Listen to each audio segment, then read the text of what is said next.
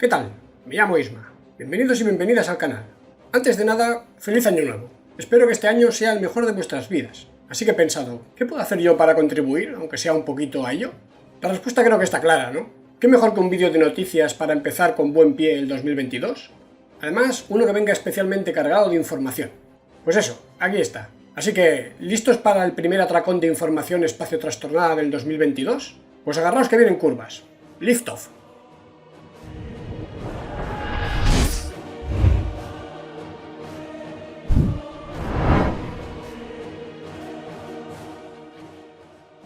China acabó el 2021 con un frenético ritmo de misiones orbitales y se marcó nada más y nada menos que 8 lanzamientos desde el último vídeo de noticias, superando ampliamente las 50 misiones este año, 55 para ser exactos. 6 de estos lanzamientos han corrido a cargo de cohetes de la familia Chang'e, larga marcha, que ya ha superado las 400 misiones en toda su historia desde su estreno el 24 de abril de 1970. Yo ni había nacido, que ya es decir. Para que os hagáis una idea, el gigante asiático tardó 37 años en llegar al lanzamiento número 100 de esta familia de cohetes, en junio del 2007. Para llegar a las 200 misiones, en diciembre del 2014, el país asiático necesitó solo 7 años y medio, mientras que para alcanzar las 300 se bastaron con menos de 3 años y medio, marzo del 2019. Finalmente, solamente les han hecho falta 2 años y 9 meses para alcanzar los 400 lanzamientos. Una locura. El pasado 7 de diciembre, la compañía privada china Galactic Energy llevó a cabo desde el centro de lanzamiento de satélites de Jiuquan, en el desierto del Gobi, el segundo vuelo de su cohete Ceres-1, con 5 satélites a bordo. La carga principal era el satélite Golden Bauhinia 1-03, un demostrador tecnológico destinado a probar la adquisición de imágenes en luz visible y la teledetección desde la órbita baja terrestre. Galactic Energy fue la segunda empresa privada china en alcanzar la órbita. La primera fue eSpace, con el primer lanzamiento de este cohete en noviembre del 2020. El Ceres-1 es capaz de poner hasta 400 kilos en órbita baja y consta de 4 etapas. Las 3 primeras etapas de combustible sólido y la cuarta de combustible líquido hipergólico a base de hidracina. La madrugada del 9 al 10 de diciembre, hora local, China volvía a la carga, de nuevo desde el centro de lanzamientos espaciales de Jiuquan, con el lanzamiento de un par de satélites Xijian 6, del grupo 5, a bordo de un cohete Chang'e 4B, en lo que fue, como he comentado anteriormente, el número 400 de esta familia de cohetes. Esta variante de 3 etapas, 44,1 metros de altura y 3,35 metros de diámetro, puede poner en órbita baja 4.200 kilos de carga útil, o 1.500 kilos en órbita de transferencia geoestacionaria. Se cree que este tipo de satélites, de los cuales ya hay 10 en órbita, podrían tener un uso tanto civil como militar, este último con el objetivo de espiar telecomunicaciones de tráfico marítimo. El pasado 13 de diciembre, el gigante asiático lanzó con éxito, a bordo de un cohete larga marcha 3B, el satélite Tianlian 2-02. El despegue, con destino a una órbita de transferencia geoestacionaria, se produjo desde la base de lanzamientos de Xichang, en la provincia de Sichuan, situada en la región montañosa del suroeste del país. Este satélite tiene como objetivo actuar como repetidor en las comunicaciones entre la nueva estación espacial china y la Tierra, y forma parte de una pequeña constelación de 7 satélites con este propósito, 5 de ellos de primera generación y 2 de ellos de segunda, más avanzados, entre los que se encuentra el protagonista de esta misión. El 15 de diciembre se produjo el único fallo chino en este ciclo de lanzamientos. La compañía privada X-Space, subsidiaria de la agencia estatal china CASC, quería poner en órbita desde el centro de lanzamientos de Jiuquan 2 satélites de navegación comerciales llamados JISAT-1A y JISAT-1B. Por causas que se desconocen, el control de misión detectó un desempeño anormal en el vehículo durante el vuelo y tuvo que abortar la misión. Es el tercer fallo este año de un lanzamiento desde suelo chino, igualando en esta estadística a los Estados Unidos. El 23 de diciembre, China volvía a la carga con el lanzamiento de un par de satélites Xi'an 12, el 01 y el 02, de unas 3 toneladas cada uno, a bordo de un cohete Chang'e 7A, larga marcha 7A en español. La misión, efectuada desde el centro de lanzamiento de satélites de Wenchang, en la provincia de Hainan, fue un éxito y ambas cargas se colocaron correctamente en una órbita de transferencia geoestacionaria. Los integrantes de esta pequeña constelación, que empezaron a lanzarse en abril del 2004, son demostradores tecnológicos. El 26 de diciembre, desde el centro de lanzamientos de satélites de Taiyuan, el país asiático lanzaba un nuevo cohete de la familia Chang'e, con 2 satélites a bordo. Concretamente, un Chang'e 4C ponía en órbita baja el satélite de observación Ziyuan 102E, que era la carga principal, junto a un pequeño CubeSat de radio amateur. El satélite Ziyuan puede obtener imágenes de hasta 5 metros de resolución en el espectro visible y en el infrarrojo cercano. Finalmente, como traca final, China no quería despedir el 2021 de otra forma que no fuera a lo grande, en este caso con 2 lanzamientos exitosos en menos de 6 horas. Así, el 29 de diciembre, a las 6:13 de la mañana hora local, el país asiático lanzaba desde Jiuquan, en el desierto del Gobi, el satélite de observación Tianhui 4, a bordo de un larga marcha 2D a una órbita baja de 483 por 498 kilómetros y una inclinación de 89 grados. 5 horas y media después, a las 11:43 de la mañana hora local, esta vez desde la rampa LC2 del centro de lanzamientos de Xichang, se lanzaba, a bordo de un Changzheng 3B/E, el satélite TJSW-9, a órbita de transferencia geoestacionaria. Este satélite es de naturaleza clasificada y podría formar parte del sistema de detección temprana de misiles. Rusia no se ha quedado de brazos cruzados y ha efectuado 3 lanzamientos en las últimas semanas, dejando su marca anual en 25, situándose tercero en el ranking tras China y Estados Unidos. El 13 de diciembre lanzó con éxito los satélites Express AMU-3 y Express AMU-7. El despegue se produjo desde el complejo de lanzamientos 200/39 del cosmódromo de Baikonur, en Kazajstán, a cargo de un Proton M de 3 etapas más una etapa superior Brief M, que consiguió situar la carga útil en una órbita de transferencia geoestacionaria de 49,3 grados de inclinación. Los satélites, de unos 2.500 kilos de masa cada uno, tienen como objetivo tanto proporcionar servicios de telecomunicaciones como la transmisión de televisión y radio digital en broadcast, internet de alta velocidad, comunicaciones móviles y fijas, etc. El 27 de diciembre, Roscosmos lanzó por tercera vez el nuevo cohete Angara A5, en lo que debía ser su última misión de demostración. Por desgracia, la última etapa falló y no consiguió dejar en órbita de transferencia geoestacionaria el simulador de masas que transportaba como carga útil. Curiosamente, la etapa superior de esta misión, llamada Persei, era diferente de la empleada en las 2 anteriores, Brief M hiperbólica, y es una solución de compromiso hasta la introducción de la etapa superior KVTK de hidrógeno, que debe ser la solución final. Veremos cómo afecta esto a la puesta en servicio del nuevo lanzador ruso. El 21 de diciembre, Japón se unía a la fiesta de lanzamientos de final de año con una misión desde la rampa de lanzamiento Yoshinobu del Centro Espacial Tanegashima. A bordo de un cohete H-2A F-25 a base de hidrógeno y oxígeno, el país nipón ponía en órbita de transferencia geoestacionaria el satélite de comunicaciones de casi 5 toneladas y media Inmarsat I-6F1. El país del Sol naciente cierra el año con un discreto saldo de 3 misiones orbitales, todas ellas ejecutadas con éxito. El 7 de diciembre, ULA llevaba a cabo con éxito, desde la rampa SLC-41 de Cabo Cañaveral, en Florida, la misión STP-3, Space Test Program 3, a bordo de un cohete Atlas V en su configuración 551, es decir, con una cofia de 5 metros de diámetro, 5 impulsores de combustible sólido laterales y un motor Centaur en la etapa superior. Esta misión para la Fuerza Espacial y la Fuerza Aérea estadounidenses tenía como objetivo una inserción directa en órbita geoestacionaria, destino final de los 2 satélites que componían la carga útil, algo al alcance de muy pocos cohetes en la actualidad. Estos satélites transportaban, a su vez, múltiples cargas secundarias de diversas compañías e instituciones, siendo una de las más interesantes el experimento LCRD de la NASA, encargado de demostrar un nuevo sistema de comunicaciones bidireccional por láser infrarrojo que puede proporcionar velocidades de transmisión entre 10 y 100 veces superiores a las comunicaciones por radio utilizadas en las naves espaciales actuales.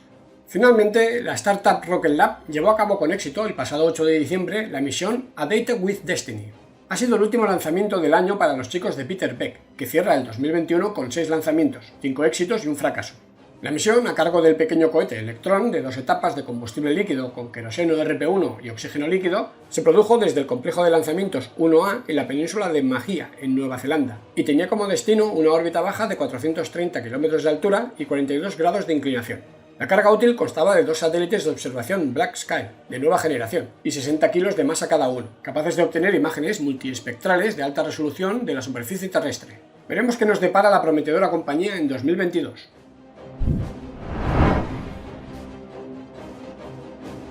Si la competencia ha estado activa, no digamos ya SpaceX, que se ha marcado 4 lanzamientos desde el último vídeo de noticias, todos con éxito, batiendo de paso varios récords. El primero de estos lanzamientos, y el segundo del mes, fue la misión XP para la NASA, lanzada el 9 de diciembre y que puso en órbita el pequeño observatorio de rayos X XP, la carga más ligera puesta nunca en órbita por un Falcon 9. A pesar de ello, la primera etapa B-1061, que realizaba su quinta misión, tuvo que aterrizar en la barcaza JRTI, Just Read the Instructions, ya que la órbita destino, de 590 por 600 km de altura, debía tener una inusual inclinación de solo 0,2 grados, lo que hizo necesario un encendido de casi un minuto de la segunda etapa. De hecho, es la primera vez que SpaceX coloca una carga en una órbita ecuatorial. El objetivo principal del observatorio, de 325 kilos de peso, es medir la polarización de fuentes astronómicas de rayos X en función de la energía, el tiempo y la posición.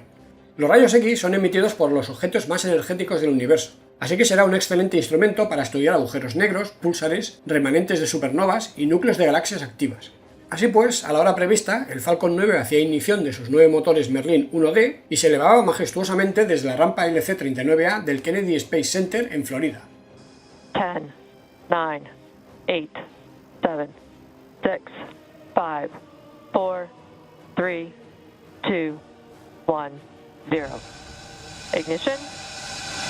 Liftoff. Go Falcon. Good hunting, ISTE. Las etapas de la misión se sucedían sin contratiempos.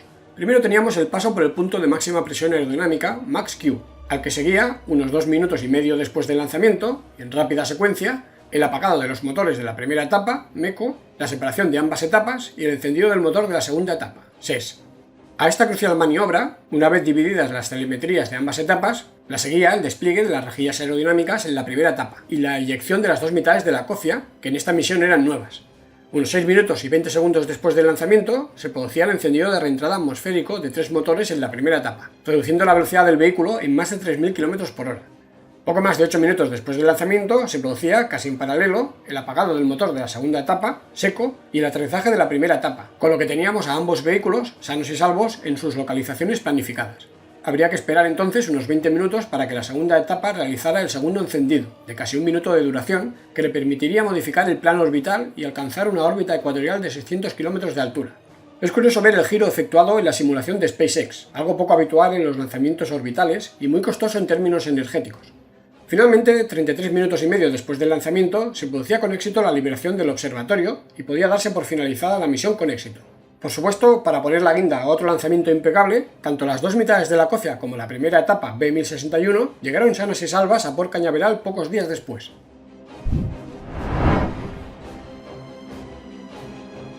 La megaconstelación de SpaceX sigue dando mucho que hablar, tanto en sentido positivo como en sentido negativo. En el lado negativo, hay que destacar que las autoridades chinas han emitido una queja oficial ante la ONU por 2 acercamientos potencialmente peligrosos de satélites Starlink a la estación espacial del país asiático, los meses de julio y octubre de este año. En ambos sucesos había astronautas en el interior de la estación, y se tuvieron que llevar a cabo maniobras evasivas para evitar un posible impacto. Al parecer, en el acercamiento de octubre, el satélite Starlink 2305 llegó a estar a 3 kilómetros de la Tiangong, y al parecer no ejecutó ninguna corrección de la trayectoria para evitar este acercamiento, como sí lo hizo el satélite anterior, el Starlink 1095, que pasó a menos de 10 kilómetros. Es evidente que falta una mayor coordinación y comunicación entre todos los agentes implicados en las actividades en la órbita baja, más aún teniendo en cuenta el importante aumento de satélites que se espera en los próximos años.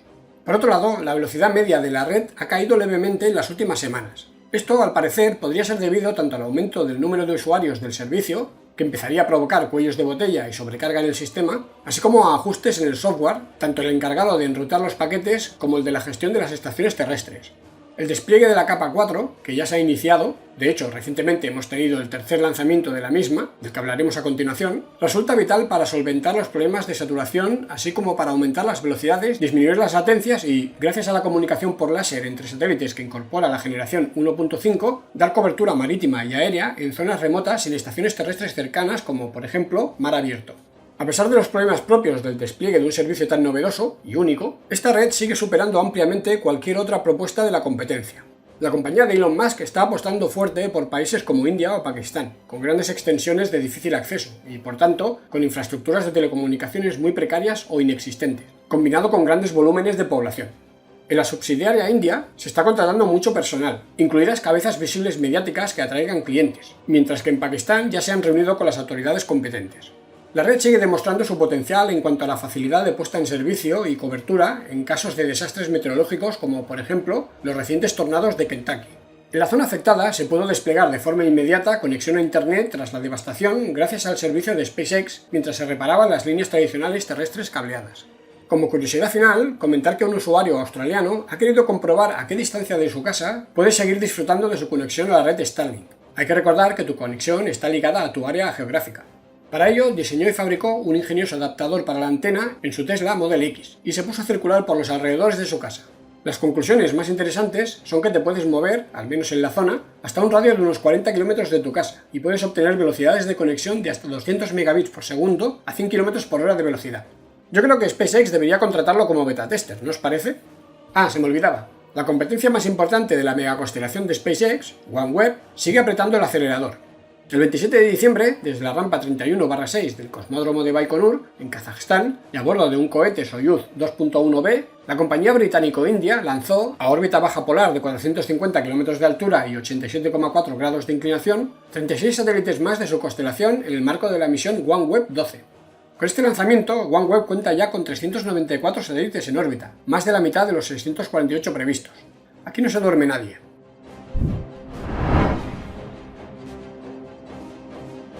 Hablando de Starlink, el pasado 18 de diciembre, SpaceX iniciaba su trilogía particular de lanzamientos casi consecutivos de final de año con la misión Starlink V1.5 4-4. Se trató del tercer lanzamiento de satélites de la capa 4. Por alguna razón se han saltado uno, la 4-2. Como la capa 1, ya desplegada, constará de 1584 satélites en órbita baja, pero con una altura de 540 km y una inclinación de 53,2 grados, 10 km por debajo y 0,2 grados por encima de la capa 1. Además, los satélites desplegados en esta nueva capa incorporan comunicaciones por láser, lo que aumentará las prestaciones de la infraestructura. Esta misión se lanzó desde la rampa SLC-4E de Vandenberg, en California, en la costa oeste de los Estados Unidos, lo que resultaba curioso, ya que normalmente desde esa localización se realizan misiones polares. Debido a ello, el Falcon 9 B1051 transportó 52 satélites, uno menos que en la misión 4-1 lanzada con anterioridad desde Florida. Por cierto, en la primera etapa B1051 volaba por 11ª vez, lo que suponía un nuevo récord para la compañía, superando por fin las famosas 10 reutilizaciones sin un reacondicionamiento a fondo pronosticadas por Elon Musk en su día. Así pues, a la hora prevista y con la precisión acostumbrada, el Falcon 9 emprendía rumbo a la órbita baja terrestre con los 15.000 kilos de preciada carga a bordo. 10, 9, 8, 7, 6, 5, 4, 3, 2, 1, 0, ignition, liftoff of the Falcon 9, go Starlink. Pudimos disfrutar de un bonito lanzamiento nocturno que nos deparó preciosas imágenes del despegue. El vehículo superó los hitos previstos con la habitual suavidad. Primero, el paso por el punto de máxima presión aerodinámica, Max-Q, y después, el apagado de los 9 motores Merlin 1D de la primera etapa, la separación de ambas etapas y el encendido del motor de la segunda etapa, también un Merlin 1D pero optimizado para el vacío. Posteriormente, casi al unísono, se producía la separación de ambas mitades de la cofia en la segunda etapa, que por cierto, también eran reutilizadas, una por segunda vez y otra por tercera, y se desplegaban las rejillas aerodinámicas de titanio. Casi 7 minutos después del lanzamiento, se producía el encendido de reentrada atmosférico de 3 motores en la primera etapa para reducir la velocidad del vehículo al entrar en las capas más densas de la atmósfera. Poco después pudimos ver unas bonitas imágenes de las partículas cargadas eléctricamente e incandescentes debido al rozamiento filtrarse por entre las rejillas. Unos 9 minutos después del lanzamiento, la veterana primera etapa se posaba sobre la también veterana barcaza O'Cisley, que esperaba pacientemente en las aguas del Pacífico. Por cierto, como curiosidad hay que comentar que por primera vez en esos momentos las 3 barcazas estaban en alta mar al mismo tiempo, dando apoyo a 3 lanzamientos diferentes. Casi al mismo tiempo que el espectacular aterrizaje, se producía el apagado del motor de la segunda etapa, entrando en órbita a 27.000 km por hora. Finalmente, algo más de 15 minutos después del lanzamiento, se producía la liberación de los satélites, aunque esta vez no podíamos ver las imágenes de este evento, y solo podíamos disfrutar fugazmente de imágenes poco habituales del tanque de oxígeno líquido de la segunda etapa. Nuevo éxito y nuevo récord para la compañía en su lanzamiento número 29 del año y 132 de un Falcon 9 en toda su historia.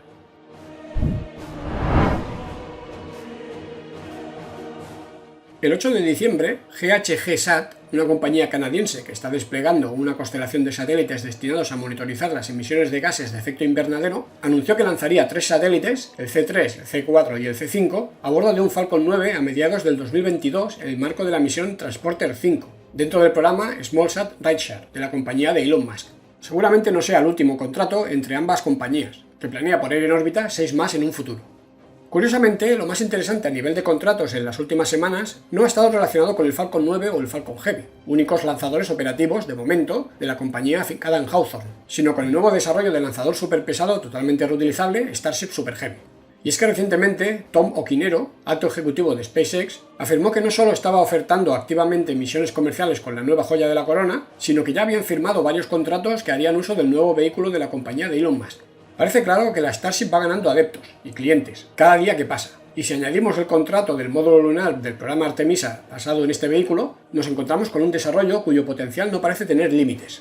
Recientemente se ha sabido del interés de la compañía por utilizar el complejo LC-49 en las instalaciones del Kennedy Space Center para construir 2 rampas de lanzamiento similares a la que puede verse en Starbase, en el sur de Texas, con el objetivo de realizar misiones de ese sistema de lanzamiento revolucionario. De hecho, SpaceX habría empezado a trabajar hace meses, junto a la NASA, en el preceptivo informe de impacto ambiental necesario para poder iniciar las obras en la zona.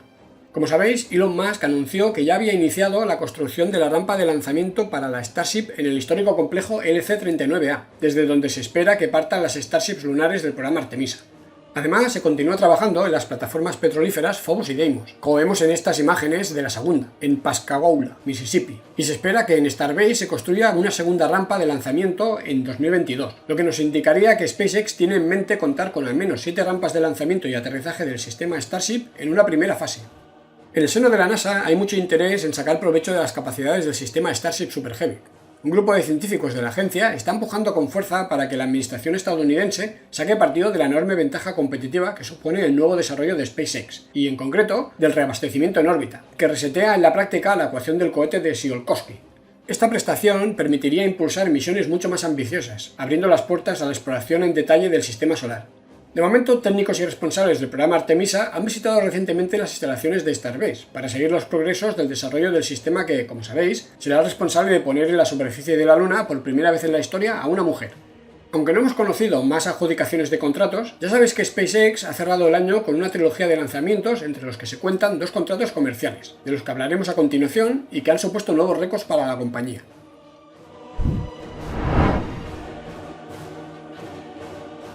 Solo 15 horas y 17 minutos después del lanzamiento de la misión Starlink V1.5 4-4, se lanzaba la misión TurkSat 5B.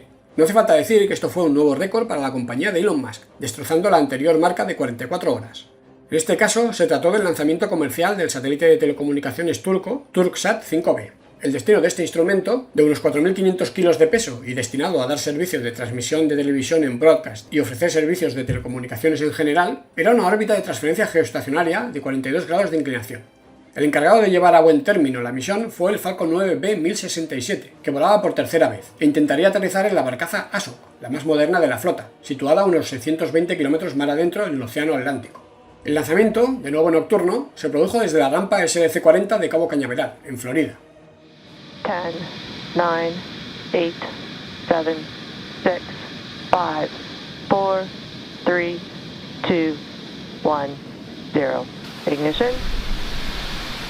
And liftoff. Como ya nos tienen acostumbrados, la misión transcurrió sin incidencias, así que tanto el paso por el punto de máxima presión aerodinámica, Max-Q, como la maniobra de separación de ambas etapas, que consta de 3 eventos principales en rápida sucesión, a saber, el apagado de los motores principales de la primera etapa, la separación mecánica de ambas etapas y el encendido del motor de la segunda etapa, SES, se produjo sin incidencias. Después veríamos el despliegue de las rejillas aerodinámicas de titanio, con unas bonitas vistas de la Tierra en penumbra al fondo, y posteriormente disfrutábamos de la eyección de las 2 mitades de la cofia, que por cierto eran reutilizadas y volaban por segunda vez.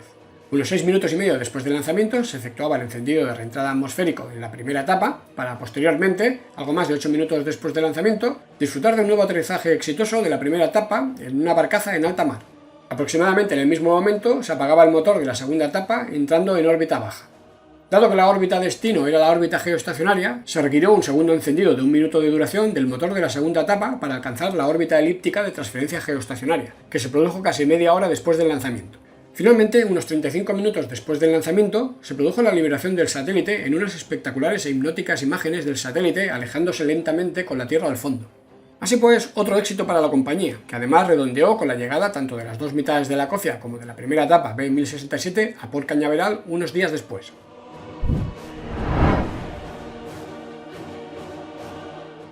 Y el 21 de diciembre llegó el último lanzamiento del año para SpaceX, el número 31 del 2021, nuevo récord, y el número 134 de un Falcon 9 en toda su historia.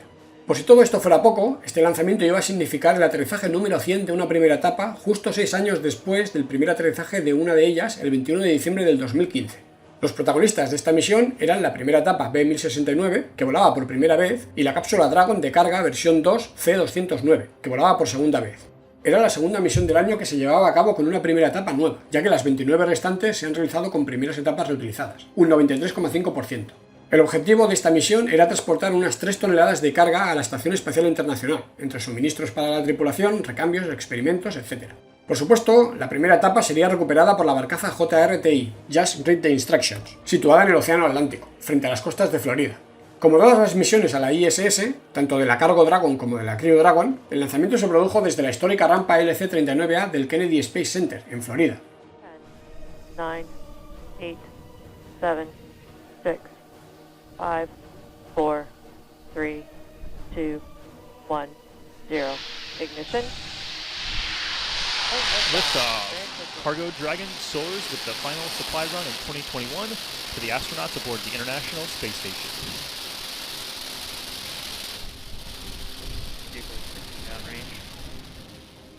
Todas las fases del lanzamiento se llevaron a cabo nominalmente, a pesar de que la primera etapa era aún novata en estas lides. Tanto el paso por Max-Q como la sensible maniobra de separación entre las dos etapas del Falcon 9 se llevó a cabo sin mayores incidentes, así como el posterior despliegue de las rejillas aerodinámicas de titanio. Posteriormente se llevó a cabo con éxito el encendido de reentrada de la primera etapa y el aterrizaje de la misma, que no pudimos ver en directo. Poco después se apagaba el motor de la segunda etapa y unos minutos después se producía la liberación de la cápsula que ponía rumbo a la estación en solitario, donde se acoplaría autónomamente con éxito unas 24 horas después. Ya es la tercera cápsula Dragon de carga que visita la estación este año, y la cuarta en su versión 2 bajo el contrato de la NASA CRS-2.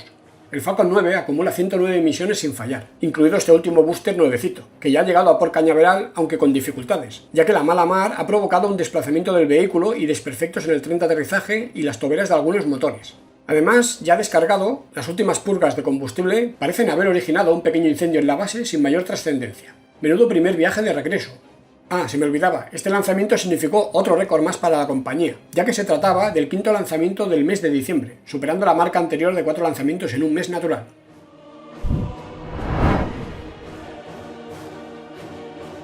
A nivel mundial se han superado los 140 lanzamientos orbitales en 2021, 145 para ser exactos, batiendo el récord de lanzamientos orbitales en un año que estaba en 139, allá por los lejanos años 60 del siglo pasado, concretamente en 1967, en plena carrera por ser los primeros en llegar a la Luna entre los Estados Unidos y la antigua Unión Soviética.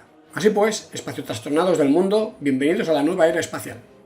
En este apartado toca hablar de telescopios espaciales, ya que se ha recuperado uno y se han lanzado 2. El recuperado ha sido el veterano telescopio espacial Hubble, que vuelve a estar en funcionamiento después de pasar unas semanas en coma inducido después de los problemas con las tramas de sincronización entre los distintos instrumentos. Los 2 lanzados han sido el Observatorio IXPE, del que hemos hablado anteriormente, y, como no, el telescopio espacial James Webb. Ya sabéis que el día de Navidad, a las 12:20 UTC, se lanzó por fin el esperadísimo telescopio espacial James Webb. El lanzamiento, a cargo de un cohete Ariane 5 EK+, se llevó a cabo desde la rampa de lanzamiento ERA 3 del Centro Espacial de la Guayana Francesa, en Kourou, y fue todo un éxito. De hecho, la precisión del lanzamiento fue tal que ha minimizado las correcciones de trayectoria posteriores, lo que va a permitir alargar la vida útil del telescopio. Este observatorio operará desde el punto de Lagrange L2, situado a unos 1,5 millones de kilómetros de nuestro planeta. Con una masa de 6.161 kilos y un espejo primario de 6,5 metros de diámetro, es el mayor telescopio espacial lanzado en la historia, y observará el cielo en el infrarrojo, en concreto en la zona del espectro situada entre las 0,6 y las 28,5 micras.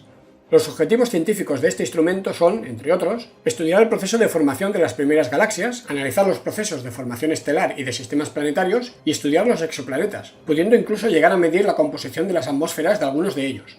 En estos momentos, el observatorio se encuentra a más de medio millón de kilómetros de la Tierra y ya ha empezado a desplegar sus componentes, entre ellos el panel solar, la antena de alta ganancia y la protección térmica. Habrá que esperar unos días hasta que finalice este proceso y se lleve a cabo la inserción en la órbita de halo final al punto L2, que se realizará 29 días después del lanzamiento. Crucemos los dedos. No hay duda de que ha sido un buen año para SpaceX, y en particular para Elon Musk, que ha recibido varios reconocimientos en las últimas semanas. Sin ir más lejos, ha sido declarado Personaje del Año por la revista Time y Persona del Año por el Financial Times. Además, su página en la Wikipedia es la tercera más consultada de todas las entradas de esta concurrida fuente de información. Y es que la actividad de este personaje no deja indiferente a nadie, igual que la actividad de las compañías que dirige. Recientemente el propio Elon anunció que SpaceX había iniciado un programa para extraer CO2 de la atmósfera y convertirlo en combustible para cohetes.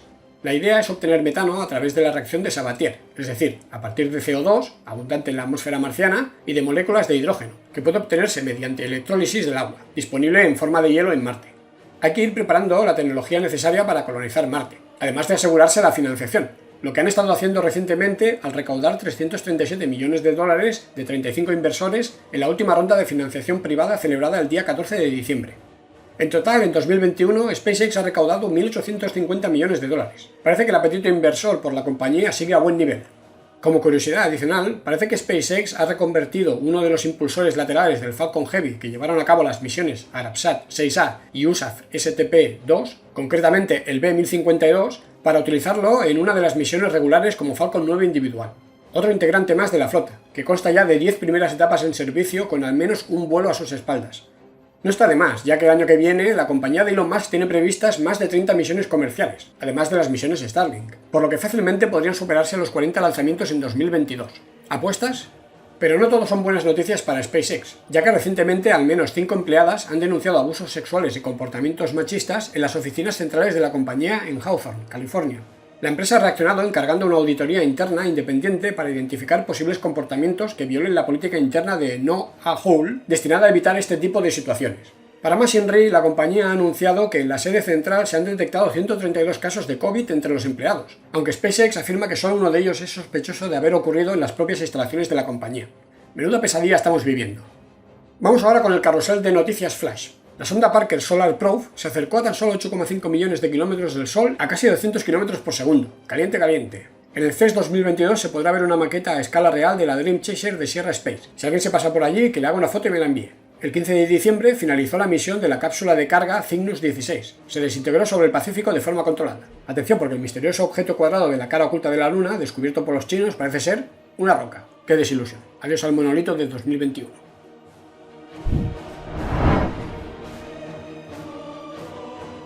El 11 de diciembre, Blue Origin llevó a cabo con éxito la misión suborbital NS-19. En ella viajaban 6 suborbinautas, vamos a llamarlos así, siendo la primera vez que la cápsula RSS First Step era utilizada a máxima capacidad. Fue el quinto vuelo del cohete New Shepard 4, NS-4. Los integrantes de la misión fueron Dylan Taylor, Lane Bess y Cameron Bess, primeros padre e hijo en viajar juntos al espacio, Evan Dick, Laura Shepard Charley, hija mayor de Alan Shepard, y Michael Strahan, exjugador de fútbol americano y presentador de televisión. Los dos últimos invitados por la compañía. Hay que decir que los 6 disfrutarán de las famosas alas de astronauta otorgadas por la FAA, aunque serán los últimos en recibirlas, ya que dejarán de entregarse a partir de este año 2022 al haber cumplido su propósito. Como curiosidad, comentar que durante esta misión se batió el récord de más seres humanos en el espacio, con 19. Los 6 de esta misión, 10 en la Estación Espacial Internacional gracias a la misión MS-20 rusa que comentaremos a continuación, y 3 en la Estación Espacial China. Por cierto, hablando de Blue Origin, ya se sabe quién ganó la subasta del primer viaje suborbital de la compañía de Jeff Bezos, y que después no pudo asistir por motivos de agenda. Se trata del emprendedor Justin Sun, fundador de la plataforma de operaciones con criptomonedas Tron, que volará durante este año. ¿Habrá pagado en bitcoins? Hablando de la misión MS-20 rusa, comentar que el 8 de diciembre se lanzó desde la rampa PU-6 del Área 31 del cosmódromo de Baikonur la cápsula Soyuz MS-20 con 3 astronautas a bordo, destino a la ISS. Impulsada por un cohete Soyuz 2.1A, en esta misión viajaban el comandante Alexander Misurkin y los turistas japoneses Yusaku Maezawa, sí, el mismo que tiene contratado un vuelo con la Starship a la órbita lunar, y Hirano Yozo. El viaje, de casi 12 días de duración en total, fue todo un éxito, y los 3 astronautas aterrizaron sanos y salvos en la estepa kazaja el 20 de diciembre. Parece que los turistas se lo han pasado en grande, y además de participar en varios experimentos, han tenido tiempo de hacer horas extras como repartidores de Uber Eats. Boeing ha anunciado que va a cambiar todo el módulo de servicio de la cápsula Starliner destinada a llevar a cabo la repetición de la misión no tripulada a la ISS OFT-2. Parece que siguen sin saber por qué se atascaron las dichosas válvulas, así que han optado por la solución más drástica: utilizar el módulo de servicio que estaba destinado a la primera misión tripulada.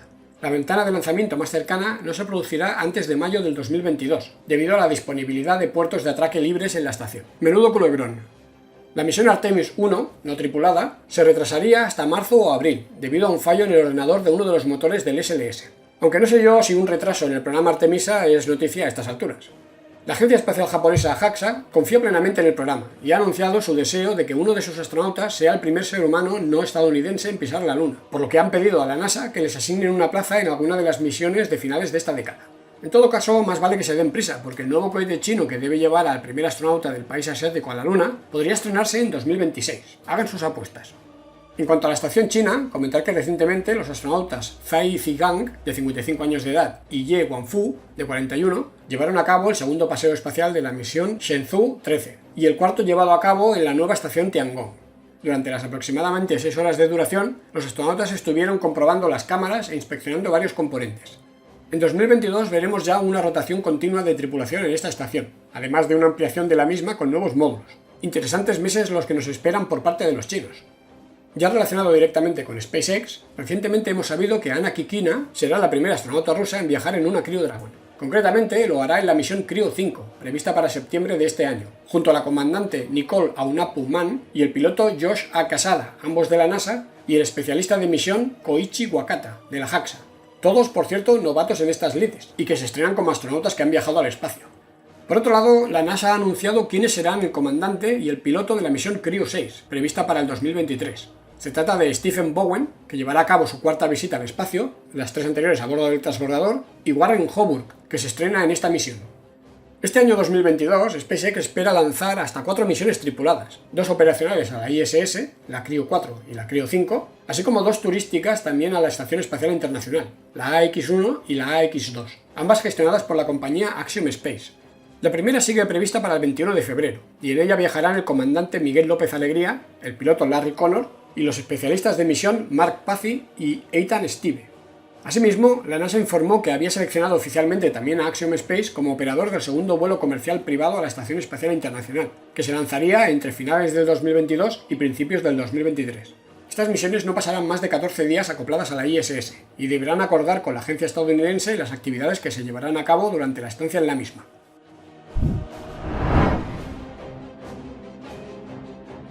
Como siempre, hay que echarle un vistazo rápido a lo que se cuece en el planeta vecino, ya que debe ser nuestro objetivo en los próximos años. El rover chino Zhurong sigue su exploración de Utopia Planitia, y ya ha recorrido más de 1250 metros y enviado más de 7 gigabits de datos.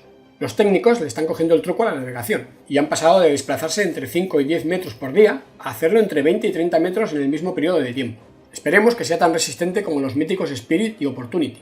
Por otra parte, el pequeño pero intrépido helicóptero Ingenuity ha realizado 2 vuelos más a través de la tenue atmósfera marciana, y ya van 18. El número 17 estuvo marcado por una pérdida de comunicaciones con el Perseverance en los momentos finales, que hizo temer lo peor, pero al parecer esto fue debido a una combinación de factores como la posición y orientación de ambos vehículos, la orografía y la distancia entre ambos, que impidió el mantenimiento del enlace por radio. El vuelo siguiente, el número 18, de 124,3 segundos de duración y 230 metros de distancia, confirmó que todo seguía en orden y que, al parecer, este prodigio tecnológico tiene vida para rato. Por lo pronto, ya ha superado los 30 minutos de vuelo en total, algo que ni los más optimistas se habían atrevido a soñar. Por su parte, Perseverance continúa recogiendo muestras de rocas marcianas y enviando fotos espectaculares. Pero lo más interesante es que en los análisis que ha efectuado de las muestras con el instrumento Sherlock ha encontrado compuestos químicos orgánicos, es decir, los ladrillos básicos que forman la vida. No obstante, la procedencia de estos compuestos puede ser de origen biológico o geológico, así que habrá que seguir investigando. Para finalizar este bloque, recordad que este año se espera lanzar la misión ExoMars 2022, con el rover Rosalind Franklin. Si recordáis, una de las causas del retraso de esta importante misión, que debía lanzarse en 2020, fueron unos problemas con los paracaídas. Pues bien, la Agencia Espacial Europea anunció recientemente que ya han realizado todas las pruebas necesarias y este componente tan importante ya funciona como estaba previsto. La ventana de lanzamiento va de agosto a octubre y debería llevarse a cabo a bordo de un cohete Proton M. Será la tercera vez que Europa intenta aterrizar en el planeta rojo, después del Beagle y el Schiaparelli, ambos sonoros fracasos. ¿A la tercera irá la vencida?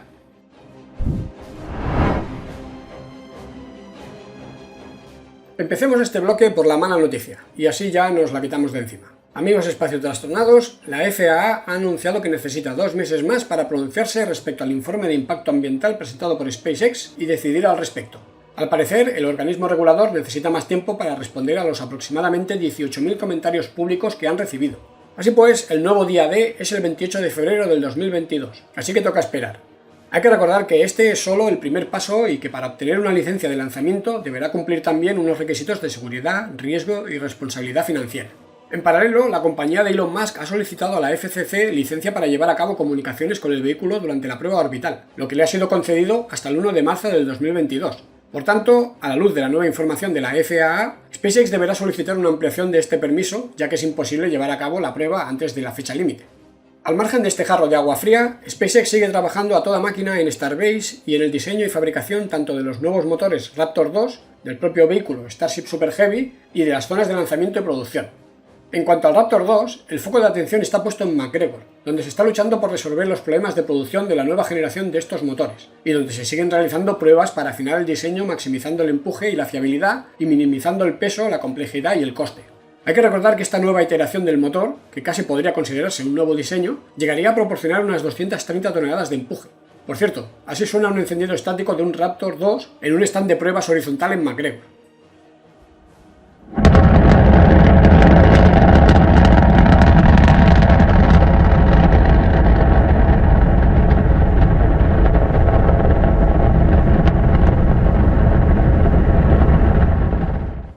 Fiel a la filosofía de la compañía, estas últimas semanas hemos tenido novedades en cuanto al diseño del sistema de lanzamiento superpesado.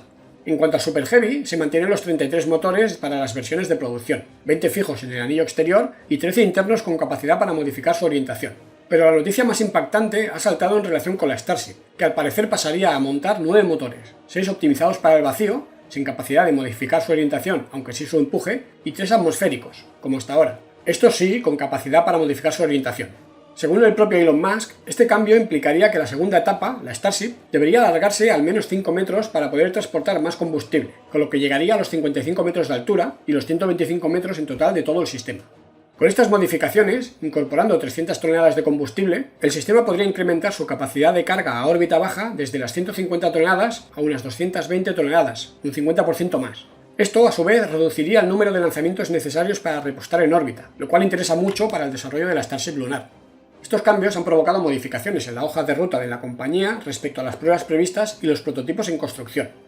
La primera prueba de vuelo orbital sigue asignada al prototipo Super Heavy B4 y al prototipo de Starship S20, ya construidos y situados en la zona de lanzamiento. El Super Heavy B5, que estaba prácticamente listo en la zona de producción, ha sido trasladado a la zona de producción de propelentes, donde se encuentra también el SN15 y el SN16 y seguramente será desguazado. El B6 ha sido reconvertido en un tanque de pruebas y el B7, que ya se está construyendo, será el segundo prototipo de Super Heavy que intentará realizar el vuelo orbital y, además, contará ya con 33 motores Raptor versión 2. En cuanto a los prototipos de Starship, el S21 está prácticamente listo en el Midway y faltaría ensamblar el cono superior, que también está prácticamente listo en la zona de producción. También se han visto partes del S22, el S23 y el S24, pero se desconoce si alguno de ellos ya estará equipado con los 9 motores y tendrá los nuevos tanques de combustible más grandes, es decir, serán prototipos más alargados. Tanto el B4 como el S20 han sido protagonistas de las últimas semanas del año. El primero fue colocado a principios del mes en la plataforma de lanzamiento orbital y se le han realizado 3 pruebas de llenado de los depósitos con nitrógeno líquido criogénico. Estas pruebas han servido para comprobar la integridad estructural del prototipo, los umbilicales con la plataforma y las conexiones con la granja de tanques orbital, el sistema de desconexión rápida de la base, el anclaje a la plataforma, etc. Además, se han realizado pruebas de los mecanismos de encendido de los motores, igniters en inglés, y pruebas de gimbaling de los 9 motores centrales. El día 30 el prototipo era de nuevo retirado de la plataforma de lanzamiento y colocado en la zona de aterrizaje, quizás con el objetivo de empezar a probar el funcionamiento de los famosos palillos chinos y poder finalizar los trabajos de la rampa de lanzamiento con mayor comodidad. Por cierto, ya sabéis que en SpaceX las cosas no solo tienen que funcionar, sino que tienen que parecer cool, así que a la rampa le han añadido una iluminación de lo más fashion. En la zona de producción, al margen de la construcción de los prototipos que hemos mencionado anteriormente, lo más destacado es el crecimiento que está teniendo el nuevo edificio de ensamblaje vertical al que llamaremos White Bay. Es impresionante la velocidad a la que están fabricando esta nueva infraestructura los técnicos de la compañía, y es que hay prisa por alcanzar los objetivos. Después del primer intento de llegar a órbita previsiblemente en marzo, las últimas predicciones de Elon Musk nos hablan de un lanzamiento orbital del sistema Starship Super Heavy desde el Kennedy Space Center, previsiblemente desde la nueva rampa ya en construcción en la zona de lanzamiento LC-39A, a mediados de año. La primera misión alrededor de la Luna sería en 2023 y el primer aterrizaje en 2024, lo que podría coincidir con las primeras misiones no tripuladas a Marte. Finalmente, la primera misión tripulada al planeta rojo podría llegar en 2026. Todo esto, ya sabéis, son fechas en Elon Time, y por tanto hay que tomárselas con cierta o mucha cautela. Por suerte, aunque es verdad que sabemos que Elon peca de hiperoptimismo en cuanto a los plazos, también es verdad que suele acabar cumpliendo sus promesas. Así que esto se anima, ¿no?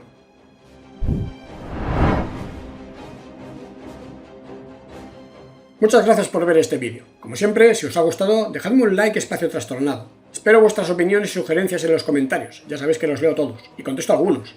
Gracias a todos por el apoyo, en especial a los miembros del canal, y más especialmente aún a los SpaceXtormers, Damián Gabriel, DJ y Esmeral, Estrategias Diarias 2021, JLV, Prometeus 38, Alonso 602, Miguel del Olmo, Moisés, Elías González Galán, G. Caldero, Sergio González y Gilberto García. Adiós.